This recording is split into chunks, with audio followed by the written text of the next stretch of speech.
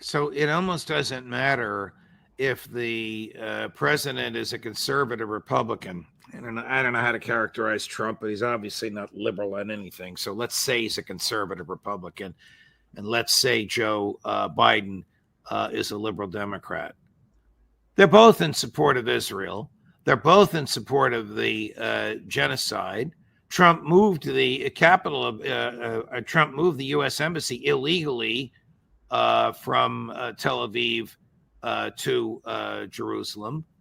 Trump appointed an ambassador to Israel who was a lobbyist for Israel. I mean, where are we going with this? How tight is the Israeli grip on the American government, whether the president is a conservative Republican or a liberal Democrat? Well, the grip is as tight as it is because it works through a network of people that we call the neocons, the neoconservatives.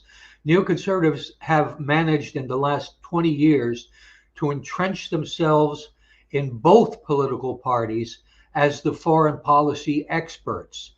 Wherever you go, you will find neoconservatives in the think tanks, in senior government positions, and they're all pushing for the same sorts of policies, which are basically uh, war all the time, basing this on what they perceive as the national interests for the United States to be the country that sets the rules and enforces the rules.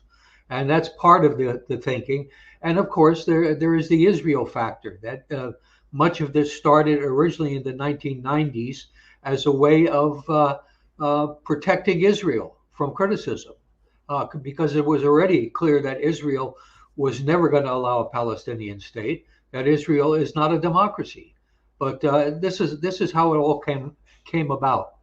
Is the United States government corrupt? I would say it's completely corrupt, because what bothers me more than what happens at the federal level is this stuff is creeping down to state levels and everything too. You have in 35 states right now legislation or rules that basically limit what citizens of those states can do if they will not sign a paper saying that they oppose any boycotts of Israel. Boycotts are perfectly legal. All through history, they've been perfectly legal. You choose not to buy a product or you choose not to support something, and they're legal. But in 35 states, they're not that legal.